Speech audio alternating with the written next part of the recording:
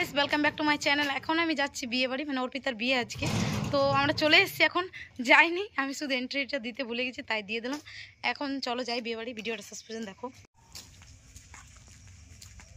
ঘুরি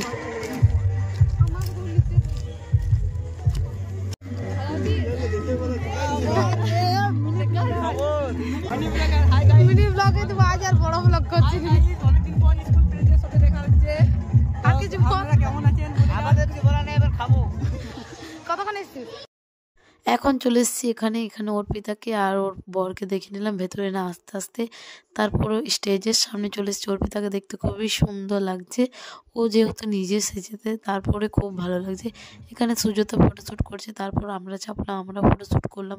ছোটোবেলার বান্ধবী যদি ফটোশ্যুট একটু না করলাম তো কী আর করবো, এই ফটোগুলোই মানে রয়ে যাবে সবসময়, এগুলো থাকবে, আর তো মানে দেখা হবে না। তাই ফটো ভালোভাবে তুলে নেওয়া উচিত, আমার উচিতে।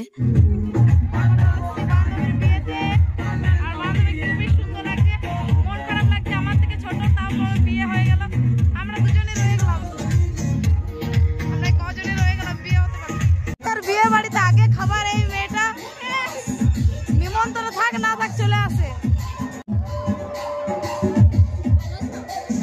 তুই ভালো আছিস?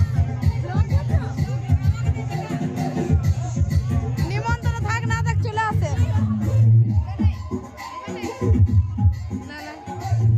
এখন লালা গেলা সব চলে এসে গেছে, এই মেয়েটা এক নম্বর লালা বটে।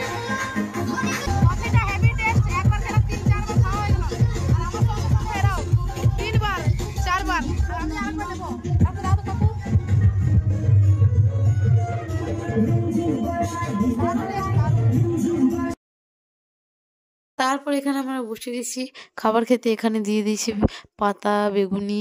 এখন আমি জানি না কি বকবক করছিলাম, মানে আমরা প্রথমে খাবার খাচ্ছি, প্রথমে যেভাবে ডান্স করি, ফটো তুলি, আর এখন মানে ফটো তোলা হয়ে গেছে, দিয়ে মানে বসে গেছি খাবার খেতে।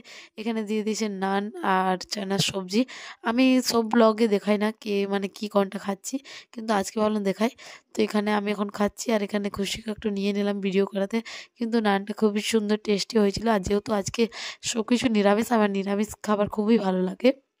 এখানে নানটা আমি ডিজাইন করছি, দেখো লাভ মানে শেপ দিচ্ছিলাম। তারপরে চলে এসেছি ফ্রায়েড রাইস। এখন খেয়ে নিয়েছি ফ্রায়েড রাইস, কুচি নিয়েছি মাছ, আমি নিয়েছি পনির, যেহেতু আমি মাছ খাই না ওই কারণে এখানে খেয়ে নিলাম। এখন ভিডিওটা এডিট করছি, দেখো আমার খুবই মনে পড়ছে খাবারগুলো, খেতে মন করছে। এরকম কার কারা হয় নিশ্চয়ই আমাকে একটু কমেন্ট করে জানাও। এখানে আমি খাবার খেতে খেতে ভিডিও করছি, সবাই অনেক তাকাচ্ছে, ভাবছে এই মেয়েটা কি নিজেকে সেলিব্রিটি মনে করে যে এত ভিডিও করছে, কিন্তু জানে না যে আমি একটা ছোট্ট ব্লগার, যে ব্লগ